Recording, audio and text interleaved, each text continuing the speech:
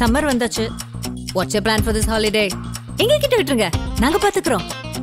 GT Holidays. GT Holidays, South India's #1 travel brand. Pakistan இனிமே அணு ஆயுதத்தை காண்பித்து எங்களை பிளாக்மெயில் பண்ண முடியாது அப்படின்ட்டு அதுல சொல்லியிருந்தார். பிரதமர் இதை சொல்றதுக்கு மிக முக்கியமான ரீசன் இருக்கு. பாகிஸ்தான் வைத்திருக்கக்கூடிய அணு ஆயுத தளவாடங்களை உருவாக்கக்கூடிய இடங்கள்ல இந்திய ராணுவம் தாக்குதல் நடத்தி இருக்கிறது அப்படிங்கிறதுக்கான அந்த கிளியரான மெசேஜ் பிரதமருடைய நேற்றைய ஸ்பீச்ல இருந்து வெளிவருது. இனிமே பாகிஸ்தான் அணு ஆயுதத்தை காட்டி இந்தியாவை பிளாக்மெயில் செய்ய முடியாது அப்படின்ட்டு அவர் சொன்ன அந்த பேச்சாகட்டும், அமெரிக்காவுடைய அதிபர் டொனால்ட் ட்ரம்ப் இந்த போர் ரொம்ப அபாயத்தை நோக்கி போக போகுது அப்படிங்கறது தெரிஞ்சுதான் அமெரிக்கா தலையிட்டது அப்படின்னு சொன்னதாகட்டும், இது எல்லாமே இன்டைரக்டா என்ன விஷயத்தை இண்டிகேட் பண்ணுது அப்படின்னா, ஆபரேஷன் சிந்தூர் நடந்து கொண்டிருக்கக்கூடிய இதே சூழல்ல இந்தியாவை நோக்கி துருக்கி அப்புறம் பாகிஸ்தான் ரெண்டுமே ஒரு பெரிய இன்ஃபர்மேஷன் வார்ஃபேரை நம்ம நோக்கி நடத்திட்டு இருக்கிறாங்க. இப்போ அதம்பூர் அப்படிங்கிற பகுதியில இந்தியாவுடைய டிஃபென்ஸ் சிஸ்டமா இருக்கக்கூடிய S-400 பாகிஸ்தான் நொறுக்கிடுச்சு, நியூட்ரலைஸ் பண்ணிடுச்சு அப்படிங்கிற மாதிரி செய்தியை மிக வைரலாக பரப்புனாங்க. ஸோ இந்த ஆபரேஷன் சிந்தூர் அப்படிங்கிறது தற்காலிகமாக நிறுத்தப்பட்டிருக்கிறது. தொடர்ச்சியாக இரு தரப்பிலும் பேச்சுக்கள் நடக்கும். பாகிஸ்தானோடு பேச்சு அப்படின்னா ரெண்டு விஷயத்துல மட்டும்தான் இருக்கும். ஒன்னு டெரர், இன்னொன்னு POK. நேயர்களுக்கு அன்பு வணக்கம். ஆபரேஷன் சிந்தூர் தற்போது தற்காலிகமாக நிறுத்தப்பட்டிருக்கிறது அப்படிங்கிற செய்தியை பிரதமர் மோடி அவர்கள் நேற்று நேரடியாக காணொலியில தோன்றி நாட்டு மக்களுக்கு உரையாற்றினார். அவருடைய அந்த பேச்சுல மிக முக்கியமான விஷயங்கள் இருக்கு. இரு நாடுகளுக்கும் இடையில இருக்கக்கூடிய மிக முக்கியமான பிரச்சனைகள், அது இந்தியா இனிமே எப்படி கையாளும், இனிமே வருங்காலத்துல ஒரு டெரர் அட்டாக்க, ஒரு தீவிரவாதி ஒரு தாக்குதல் நடத்துறாங்க ஏதோ ஒரு பகுதி, நாட்டுடைய ஏதோ ஒரு பகுதியில, இந்தியாவுடைய ஏதோ ஒரு பகுதி தாக்குதல் நடத்துறாங்க அப்படின்னா அதுவும் ஆக்ட் ஆஃப் வாரா தான். அதாவது அதுவும் ஒரு போருக்கான ஒரு சூழலாகத்தான், ஒரு நாட்டை தாக்கக்கூடிய ஒரு விஷயமாகத்தான் அது கன்சிடர் பண்ணுவோம் அப்படிங்கிற அந்த ஒரு கிளியரான ஒரு மெசேஜை பிரதமர் மோடி அவர்கள் நேற்று அவருடைய அந்த ஸ்பீச்ல கொடுத்திருந்தார். அது மட்டும் இல்ல, இன்னைக்கு நாம அலச போற மிக முக்கியமான ஒரு விஷயத்தோடைய ஒரு லீடையும் பிரதமர் அதில் கொடுத்திருந்தார். பாகிஸ்தான் இனிமே அணு ஆயுதத்தை காண்பித்து எங்களை இந்த பிளாக்மெயில் பண்ண முடியாது அப்படின்ட்டு அதுல சொல்லியிருந்தார். பிரதமர் இதை சொல்றதுக்கு மிக முக்கியமான ரீசன் இருக்கு. ஆனா அந்த காரணங்களுக்குள்ள இந்தியன் அஃபீஷியல்ஸ் நேரடியாக போல, மிக குறிப்பாக முப்படை தளபதிகள்ல நம்மளுடைய ஏர்ஃபோர்ஸை ரெப்ரசன்ட் பண்ற அதிகாரி அவர் டினை பண்ணார். அதாவது அந்த அவங்களுடைய இந்த நியூக்ளியர் பேஸை நாம அட்டாக் பண்ணமா அப்படிங்கிற அந்த கேள்விக்கு அவர் அதுக்கு பதில் சொல்ல மறுத்தார். ஆனா பிரதமருடைய பேச்சுல இருந்து மிக தெளிவாக ஒரு விஷயம் தெரியுது. பாகிஸ்தான் வைத்திருக்கக்கூடிய அணு ஆயுத தளவாடங்களை உருவாக்கக்கூடிய இடங்கள்ல இந்திய ராணுவம் தாக்குதல் நடத்தி இருக்கிறது அப்படிங்கிறதுக்கான அந்த கிளியரான மெசேஜ் பிரதமருடைய நேற்றைய ஸ்பீச்ல இருந்து வெளிவருது. இப்ப இதை தாண்டி ரொம்ப முக்கியமான ஒரு விஷயத்துக்குள்ள வருவோம். இதுல பாகிஸ்தானுடைய இந்த ராணுவ நிலைகள், மிக குறிப்பாக அவங்களுடைய இந்த அணு ஆயுத நிலைகள்ல இந்திய ராணுவம் தாக்குதல் நடத்தி இருக்கு அப்படிங்கிற அந்த ஒரு விஷயத்தை தான் பிரதமர் மோடி அவர்களுடைய பேச்சு ரொம்ப மறைமுகமா குறிப்பிட்டிருக்கு. இப்ப இந்த நிலையில மிக முக்கியமான ஒரு தகவல் வெளியாயிருக்கு. அது சம்பந்தமா நம்ம போன காணொலியிலேயே பேசியிருந்தோம். அதாவது இந்தியா இந்த தாக்குதல் நடத்திய பிறகு அணு கசிவு ஏற்பட்டிருக்கா அப்படிங்கறது ஆராய அமெரிக்கால இருந்து சில விஞ்ஞானிகள் குழு நேரடியாக ஆய்வு செய்யறாங்க அப்படிங்கிற மாதிரியே தகவல் வந்திருக்கு அப்படிங்கறத போன காணொலியில நமக்கு மிக தெளிவாக சொல்லியிருந்தோம். இப்போ இந்த காணொலியில அதுக்கான ஆதாரங்கள் இன்னும் கூட ஆரம்பிச்சிருக்கு. மிக முக்கியமாக பாகிஸ்தானுடைய இந்த வான் எல்லையில ஒரு விமானம் பறந்ததை ரெக்கார்ட் பண்ணியிருக்காங்க. அந்த விமானம் பீச் கிராஃப்ட் B350 AMS அப்படிங்கிற அந்த நம்பர் கொண்ட அந்த விமானம். இந்த விமானம் பாகிஸ்தானுடைய ஏரியல் ரூட்ல பறந்திருக்கிறது. அதுக்கான ரெக்கார்டு ஓப்பன் சோர்ஸ்ல இருந்து எடுத்திருக்கிறாங்க. குறிப்பா அந்த விமானம் பறந்ததுக்கான ஆதாரம் எதுல இருந்து ஓப்பன் சோர்ஸ்ல இருந்து எடுத்திருக்காங்க அப்படின்னா, ஃப்ளைட் ட்ரேடர் 24 அப்படிங்கிற பிளாட்ஃபார்ம்ல இருந்து அவங்க இந்த விமானங்கள் பறக்கக்கூடிய இந்த ஏர் டிராஃபிக்ஸ் உள்ளிட்ட பல்வேறு தகவல்களை ஓப்பன் சோர்ஸ் கொடுக்கக்கூடிய ஒரு பிளாட்ஃபார்ம். அந்த பிளாட்ஃபார்ம்ல பாகிஸ்தானுடைய ஏர்ஃபீல்ட்ல இந்த பெஞ்ச்கிராஃப்ட் B350 AMS அப்படிங்கிற இந்த விமானம் வந்து பறந்ததற்கான ஆதாரம் வந்து இருக்கு. சரி, இப்ப இந்த விமானம் பறந்ததுல அப்படி என்ன ஒரு சிக்னிஃபிகன்ஸ் கேட்டீங்க அப்படின்னா, இந்த விமானம் வந்து அமெரிக்காவுடைய விமானம் ஒண்ணு. ரெண்டாவது, இந்த விமானத்தை அமெரிக்காவில் பயன்படுத்தக்கூடியது US டிபார்ட்மெண்ட் ஆஃப் எனர்ஜி. அமெரிக்காவுடைய டிபார்ட்மெண்ட் ஆஃப் எனர்ஜி தான் இந்த விமானத்தை வந்து பயன்படுத்துறாங்க. இது வந்து ஒரு போர் விமானம் கிடையாது. ஆனா இந்த விமானத்தோட பணி என்ன அப்படின்னா, ஏரியல் மெஷரிங் சிஸ்டம் AMS அப்படின்னு வந்து சொல்றாங்க. அதாவது போர்க்காலங்கள்ல குறிப்பாக இந்த அணு ஆயுதம் சம்பந்தமான தாக்குதலோ இல்ல வந்து ஒரு அணு ஆயுதம் இடங்களை வந்து ஏற்பட்ட லீக்கேஜோ இது எல்லாமே கண்காணிக்க, இது எல்லாமே ஆய்வு செய்ய அமெரிக்கா வந்து பிரத்யேகமாக உருவாக்கிய ஒரு விமானம் தான் இந்த பென்கிராஃப்ட் B350 AMS அப்படிங்கிற இந்த விமானம். இந்த விமானம் பாகிஸ்தானுடைய வான்நிலையில பறந்ததுக்கான ஆதாரம் வந்து ஏற்கனவே வந்து சிக்கி இருக்கிறது. ஸோ இப்போ இந்த விமானம் மூலியமா என்னென்ன மாதிரியான விஷயங்கள் அங்கேருந்து எடுத்திருக்கிறாங்க அப்படிங்கிற அந்த ஒரு டீட்டெயில்ஸ்குள்ள பார்ப்போம். இதில் மிக முக்கியமா இந்த விமானம் செய்யக்கூடிய பணிகள் என்னவா இருக்கு அப்படின்னா, ரேடியேஷன் லீக்ஸு, அதுக்கப்புறம் வந்து மேப்ஸ் நியூக்ளியர் ஃபால் அவுட், அப்புறம் வந்து support and emergency response system during the radiological events. அதாவது யுரேனியம் அப்படிங்கிறது வந்து ஒரு radioactive elements. Radioactive எலிமெண்ட்ஸ்னா கதிர்வீச்சு இருக்கக்கூடிய ஒரு நியூக்ளியர் ஃபியூவல். ஸோ இதுல இருந்து என்ன மாதிரியான ரேசஸ் வெளியே வரும், ஆல்ஃபா பீட்டா காமா ரேஸ் வந்து இதுல இருந்து வெளியே வரும். ஸோ இது வந்து சுற்றுச்சூழலுக்கும் சரி வெளி அட்மாஸ்பியருக்கும் சரி இது வந்து ஒரு ஏற்றுக்கொள்ளக்கூடியதாக இருக்காது. ஸோ அதனால வந்து அமெரிக்காவுடைய இந்த விமானம் வந்து நேரடியாக வந்து அங்க இருக்கக்கூடிய இந்த ரேடியேஷன் ஃபீல்டு என்ன இருக்கு, அதே மாதிரி இங்க வந்து அணு கசிவு வந்து நடந்திருக்கிறதா, ஸோ ரேடியேஷனுடைய தாக்கம் எந்த அளவுக்கு இருக்கு அப்படிங்கிறத பிரத்யேகமாக கண்காணிக்கக்கூடிய விமானம் தான் இது. இந்த விமானம் தற்போது பாகிஸ்தானுடைய வான்நிலையில பறந்ததுக்கான ஆதாரம் சிக்கி இருக்கிறது. இதே விமானம் கடைசியா பார்த்தோம் அப்படின்னா ஃபுகுஷிமா, நம்ம எல்லாருக்குமே தெரியும் ஃபுகுஷிமா அணு உலை விபத்து வந்து ரொம்ப ஃபேமஸான ஒரு விபத்து.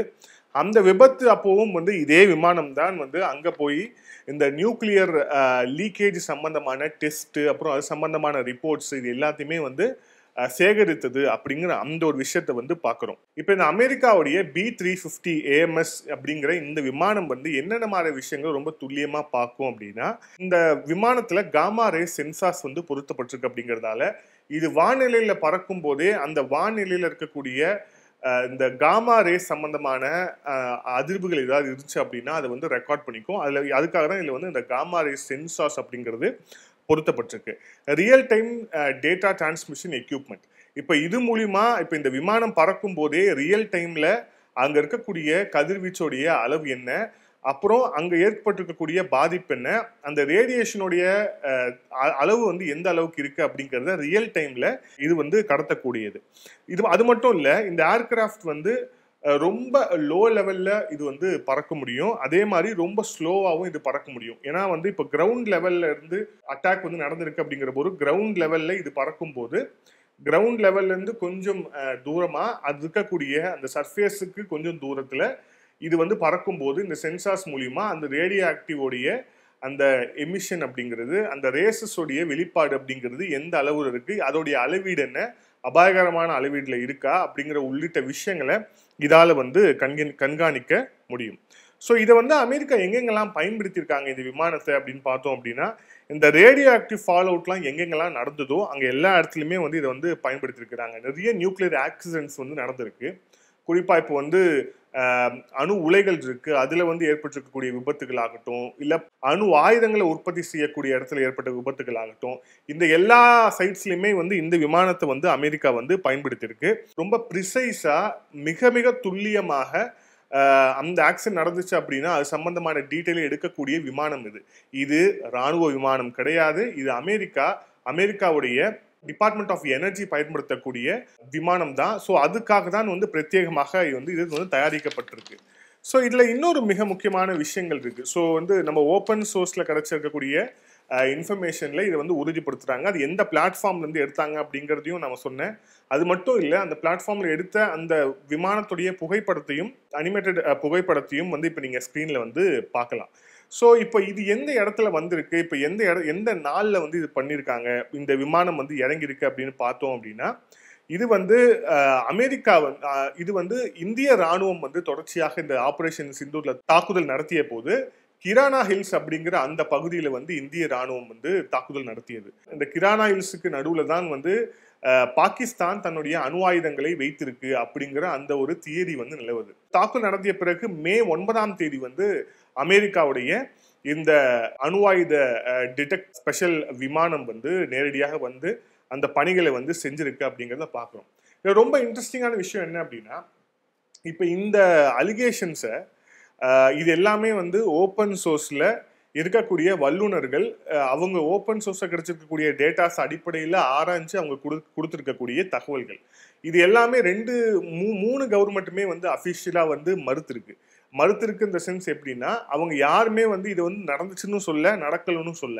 ஆனால் நேற்று பிரதமர் மோடி அவர்கள் இனிமே பாகிஸ்தான் அணு ஆயுதத்தை காட்டி இந்தியாவை பிளாக்மெயில் செய்ய முடியாது அப்படின்ட்டு அவர் சொன்ன அந்த பேச்சாகட்டும், அமெரிக்காவுடைய அதிபர் டொனால்ட் ட்ரம்ப் வந்து ரெண்டுமே வந்து அணு ஆயுதம் தாங்கிய நாடுகள், ஸோ வந்து இந்த போர் ரொம்ப அபாயத்தை நோக்கி வந்து போகுது அப்படிங்கிறத தெரிஞ்சுதான் அமெரிக்கா தலையிட்டது அப்படின்னு வந்து சொன்னதாகட்டும், இது எல்லாமே இன்டைரக்டா என்ன விஷயத்தை இண்டிகேட் பண்ணுது அப்படின்னா, அப்போ இந்திய ராணுவம் பாகிஸ்தானுடைய இந்த அணு ஆயுத தளவாடங்கள் அவங்களுடைய நியூக்ளியர் சென்சிட்டிவ் ஜோன்ஸ்ல தாக்குதல் நடத்தி இருக்கிறோம் அப்படிங்கறத வந்து உறுதி செய்திருக்கிறது. ஆனா இப்போ சொல்றேன், இதை வந்து முப்படைகளோ இல்ல மிக குறிப்பாக வந்து இந்திய விமானப்படை அதிகாரிகளோ இதை வந்து உறுதி செய்யல. இந்திய விமானப்படை அதிகாரிகிட்ட நேரடியா பிரஸ் பிரீஃபிங்ல இந்த மாதிரி வந்து கிரானா ஹில்ஸ்ல வந்து தாக்குதல் நடத்தியிருக்கிறாங்களா, தாக்குதல் வந்து இந்திய ராணுவம் நடத்தியிருக்கிறாமே, இதுல இருந்து வந்து அணுகசிவு ஏற்பட்டிருக்கிறாமே அப்படிங்கிற மாதிரி கேள்விகள் கேட்கும்போது அவர் வந்து கேட்டகாரிக்கலா வந்து ஆமா நாங்க செஞ்சோம் அப்படிங்கிற மாதிரி தகவல்லாம் சொல்ல, அவர் வந்து ரொம்ப சர்காஸ்டிக்கா, ஓ அப்படியா அங்க அணு ஆயுதம் இருக்கு அப்படிங்கிறதே நீங்க தான் சொன்னீங்க, அதுக்கு வந்து உங்க நன்றி சொல்லிக்கிறேன், அங்க வந்து நாங்க வந்து தாக்குதல் வந்து நடத்தல அப்படின்ட்டு அது வந்து அந்த கேள்விக்கு ரொம்ப ஸ்ட்ராங்கான பதிலாக சொல்லாம, அதே மாதிரி இல்லவே இல்லை அப்படின்னு சொல்லி அடிச்சும் சொல்லாம, அதே மாதிரி நாங்க தான் பண்ணோம் அப்படின்னு சொல்லாம ரொம்ப சட்டிலா வந்து அதை வந்து பதில் சொல்லிட்டு போயிருக்காரு. ஸோ இதுலயே வந்து பல்வேறு விடைகள் இதுலயே இருக்கு அப்படிங்கிறத நாமளே வந்து புரிஞ்சுக்கலாம். ஸோ இதுல அடுத்து மிக முக்கியமான விஷயம் என்னன்னா, நம்ம ஏற்கனவே சொன்னோம், இந்த ஆபரேஷன் சிந்தூர் நடந்து கொண்டிருக்கக்கூடிய இதே சூழல்ல இந்தியாவை நோக்கி துருக்கி அப்புறம் பாகிஸ்தான் ரெண்டுமே வந்து ஒரு பெரிய இன்ஃபர்மேஷன் வார்ஃபேரை நம்ம நோக்கி நடத்திட்டு இருக்கிறாங்க. அதாவது சோசியல் மீடியா தொடர்ந்தாலே பொய் செய்திகள், குறிப்பாக வந்து இந்தியாவுடைய விமானம் வந்து தாக்கப்பட்டிருக்கு, பெண் விமானி வந்து பாகிஸ்தான் வந்து பிடிச்சி வச்சிருக்கிறாங்க, ஸோ உள்ளிட்ட அதுவும் வந்து அல் ஜசீரா போன்ற ஒரு சர்வதேச ஒரு நியூஸ் ஏஜென்சி வந்து இந்தியாவுடைய விமானி வந்து பாகிஸ்தான்ல சிக்கி இருக்கிறாங்க அப்படின்ட்டு வந்து அஃபிஷியலா நியூஸ் வந்து அனௌன்ஸ் பண்றாங்க. ஆனா அதுக்கப்புறம் வந்து பாகிஸ்தானுடைய ஹையர் அஃபீஷியல்ஸோடைய அந்த பிரஸ் மீட்ல அந்த மாதிரி எந்த விமானியும் எங்களை இல்லை அப்படின்ட்டு வந்து பாகிஸ்தான் மறுத்து இருக்கிறது.